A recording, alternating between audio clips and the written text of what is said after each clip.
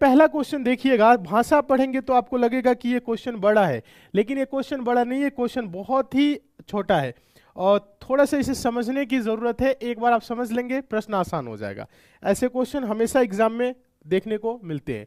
Question बोला है निम्नलिखित 4 त्रिक में से 3 एक निश्चित तरीके से समान है क्योंकि वे आपस में समान गणितीय संक्रियाएं करके निर्मित हुए हैं और इस प्रकार वे एक समूह बनाते हैं। विकल्पों में दिए त्रिकों में से कौन सा त्रिक उस समूह से संबंधित नहीं है। ठीक है, यहाँ पे ट्रिपलेट्स हैं। ठीक है, 3 संख्याएं आप देख रहे होंगे, यानी सॉरी आप ऐसे पहले देखिए 4 ऑप्शन है, 4 ऑप्शन में क्या है, 3 ऑप्शन एक जैसे हैं, एक ऑप्शन अलग है, उसकी पहचान करनी है। तो पहला बोल रहा है 2:3:4, फिर 11:21:121, फिर यहां पे बोला है 9:17:81, फिर बोला है 7:15:49। मतलब ये रेशियो में दिया हुआ है, इनमें 3 एक जैसे हैं और एक अलग है, उस अलग की पहचान करनी है। तो आप सारे बच्चे एक बार देखें तो क्या होगा इस क्वेश्चन का आंसर, जल्दी से कमेंट करिए।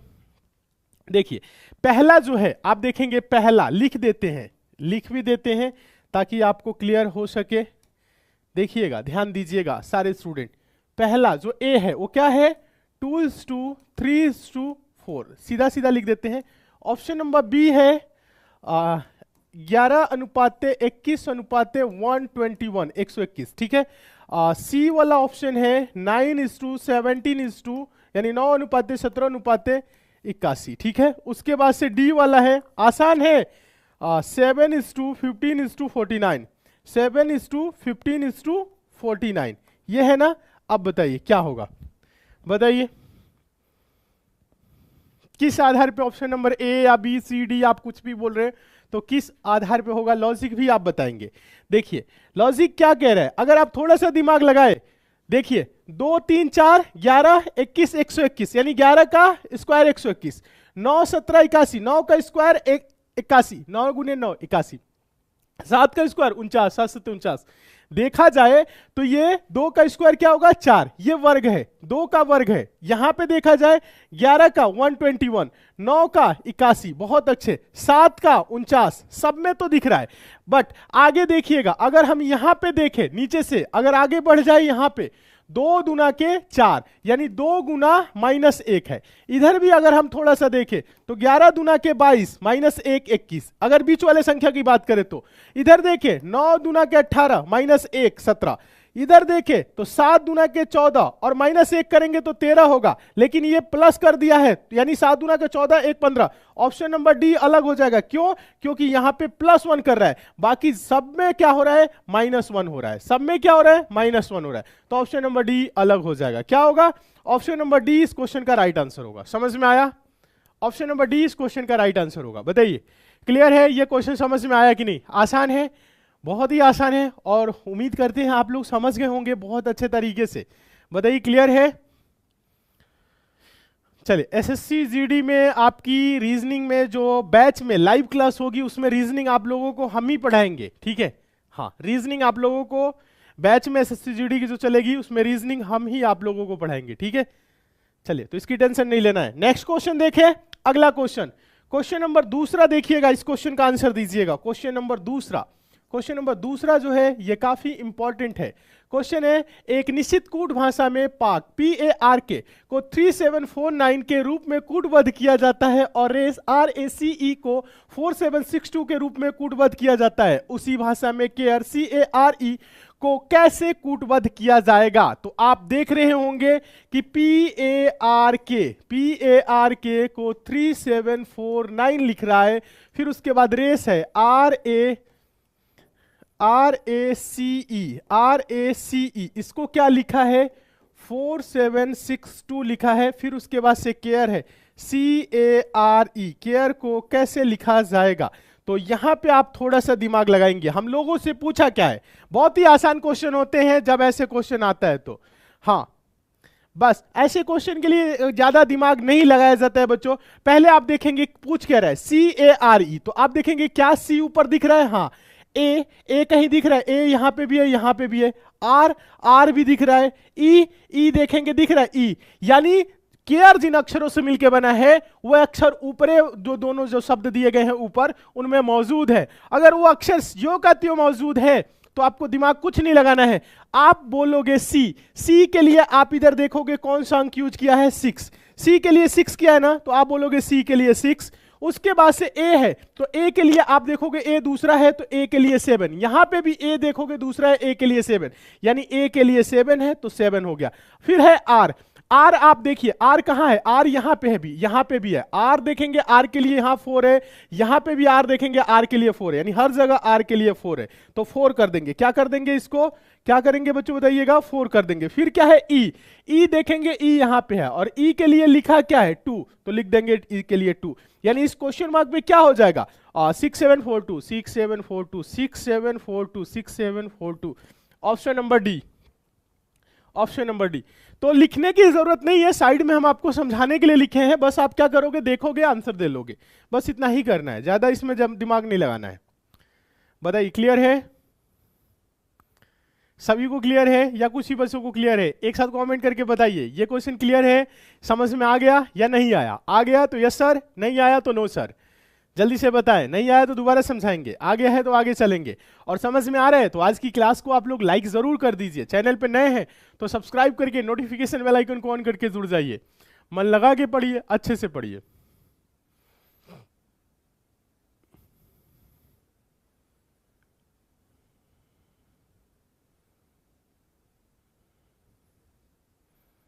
Yes sir, yes sir, yes sir, समझ में आ गया। अच्छा तो चलिए नेक्स्ट क्वेश्चन देखिएगा, तीसरा क्वेश्चन।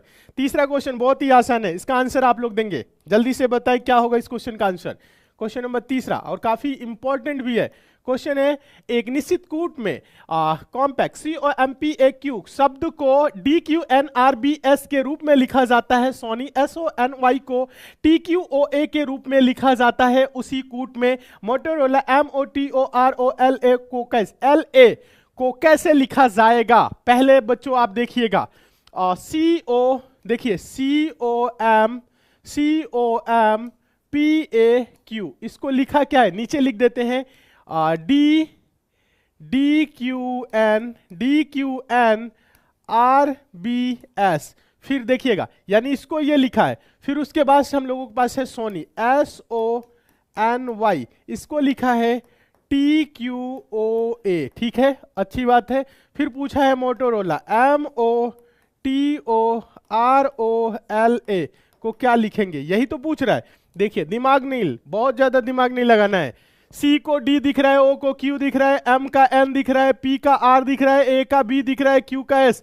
बहुत ही आसान है, सब में अगला अक्षर लिख रहा है, और गैप अगर देखा जाए तो यहां पे आप देखेंगे बच्चों, तो C का D मतलब +1, C 3 पे है तो चौथा, OPQ यानी कि यहां पे 2, यानी O 15 ये 17, यहां पे M 13 और N 14 यानी +1, P का Q छोड़ के R +2, और A का B +1, Q का S, Q देखिएगा MNOPQ RS, तो यहां पे क्या किया है +2, यानी ये कर रहा है +1 +2 +1 +2 +1 +2। तो यहां पे भी देखेंगे S 19 T 20 +1, O 15 2 17 +2, NO MNO यानी +1, Y के बाद से Z, उसके बाद A +2, यानी +1 +2 चल रहा है, +1 +2 चल रहा है, तो इसमें +1 +2 करिए।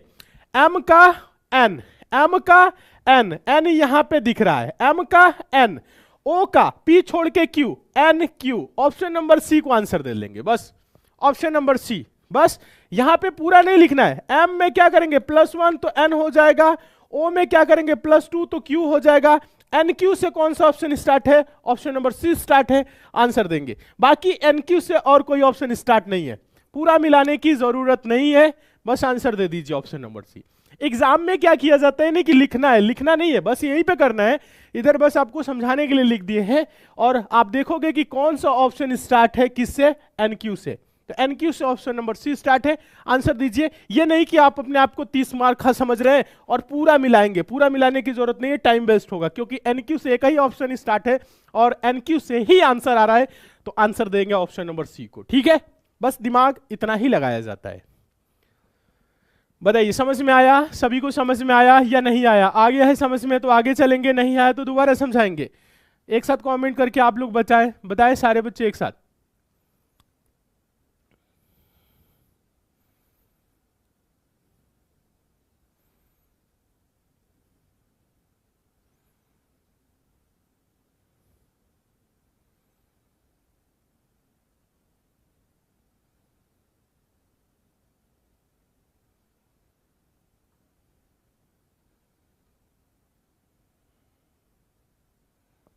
आगे चले, समझ में आ गया है। अच्छा नेक्स्ट चलिए क्वेश्चन नंबर 4 देखिएगा। क्वेश्चन नंबर 4 देखिए, तरीका पता है, डायरेक्ट आंसर देना है। तो बताइए इस क्वेश्चन का आंसर क्या होगा, एक बार आप लोग कमेंट करके बताएंगे और सारे स्टूडेंट कमेंट करेंगे। और आंसर आप लोगों का बच्चों क्या आना चाहिए, सही आना चाहिए। आंसर क्या आना चाहिए, सही आना चाहिए। चलिए क्वेश्चन पढ़िएगा और आंसर दीजिएगा। तरीका आपको पता है, मैथमेटिकल ऑपरेशन के प्रश्नों को कैसे सॉल्व किया जाता है।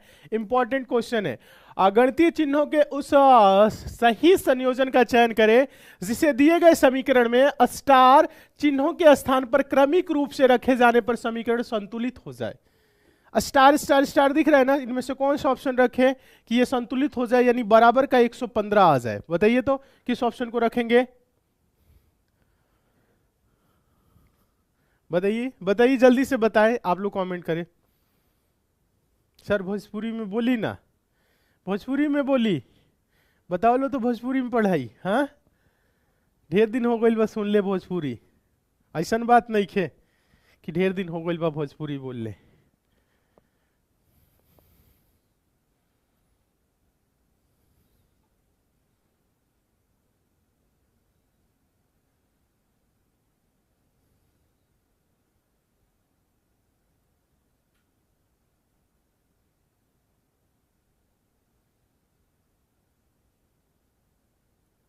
बताइए क्या होगा आंसर, एक साथ कमेंट करें।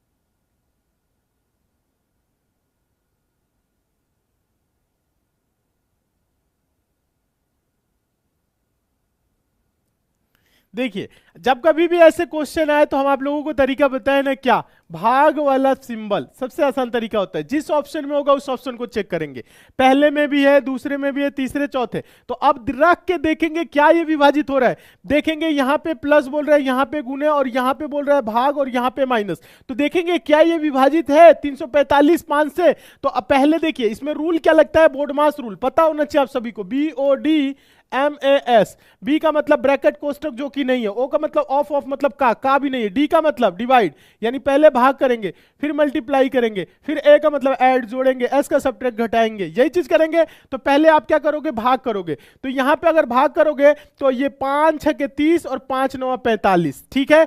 अब देखिएगा अगर थोड़ा सा आप दिमाग लगाए तो 70 7 7 49, यानी ये 490 के करीब जा रहा है। ध्यान दीजिएगा 490 जा रहा है, फिर जुड़ेगा और 31 घटेगा तो 115 होगा। 490 में फिर क्या करेंगे, 11 जोड़ेंगे, 31 घटाएंगे, ये 490 के करीब जा रहा है ना। तो ये नहीं कि आपको इसको कर लेना है, गुना करना है, क्योंकि भाग कर दिए गुना ही तो करेंगे।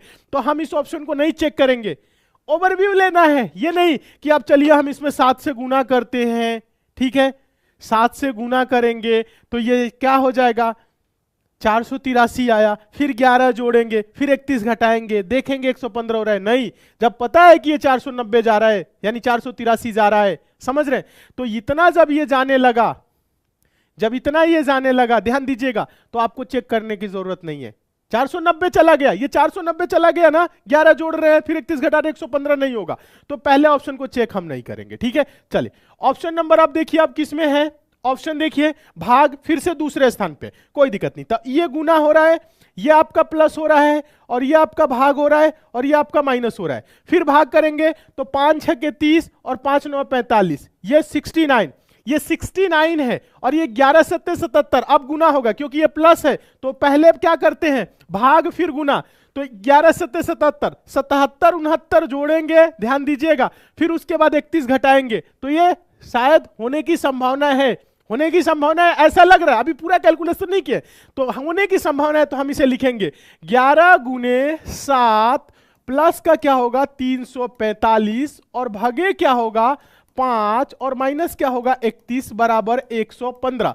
तो पहले करेंगे भाग, तो 11 गुने 7 प्लस 5 6 के 30 और 5 9 45, और माइनस का 31 बराबर 115। ठीक है, अब गुना करेंगे 11 सत्ते 77, 77 प्लस 69 माइनस का क्या होगा 31 बराबर 115। ठीक है, अब जोड़ेंगे तो यहां पे जोड़ेंगे 9 7 16 का 6 हासिल 1 7 6 7 6 13 1 14 146 माइनस क्या होगा 31 बराबर क्या होना चाहिए 115। अब घटाएंगे तो अब क्या करेंगे घटाएंगे 6 में से 1 जा 5 और 4 में से 3 जा 1 और ये 115 बराबर 115, यानी कि LHS बराबर RHS, लेफ्ट हैंड साइड बराबर राइट हैंड साइड, यानी बायां पक्ष बराबर दाहिना पक्ष। समीकरण हुआ संतुष्ट। किस ऑप्शन से हुआ? ऑप्शन नंबर बी से हुआ। तो ऑप्शन नंबर बी को क्या बोलेंगे? आंसर। क्या बोलेंगे? ऑप्शन नंबर बी जो होगा आंसर होगा। क्लियर है? समझ में आया कि नहीं? हम लोगों को पता कैसे चला? पता कैसे चला? भाग वाले सिंबल को चेक करिए। ठीक है, कि यहां पे सेट कर रहा है। बाकी अगर भाग वाला देखेंगे यहां पे पहले पे हो जाता तो नहीं होता, ये यहां पे पहले पे होता तो नहीं होता। ऑप्शन नंबर सी और डी तो ऐसे ही नहीं होता। ऑप्शन नंबर ए बी में होने का संभावना था, ए में वैल्यू ज्यादा आ रही थी बट बी में एग्जैक्ट आया, तो ऑप्शन नंबर बी को हमने आंसर बोला। ठीक है, समझ में आ गया? समझ में आ रहा है तो आज की क्लास को आप लोग लाइक जरूर कर दीजिए। चैनल पे नए हैं तो सब्सक्राइब कर लीजिए, नोटिफिकेशन बेल आइकन को ऑन करके जुड़ जाइए। डेली क्लास को ज्वाइन करिए, मन लगा के पढ़िए, अच्छे से पढ़िए। कोई भी समस्या है तो बताइए। हाँ, चलिए अगला क्वेश्चन की तरफ चले। क्वेश्चन नंबर 4 क्लियर हो गया? आइए क्वेश्चन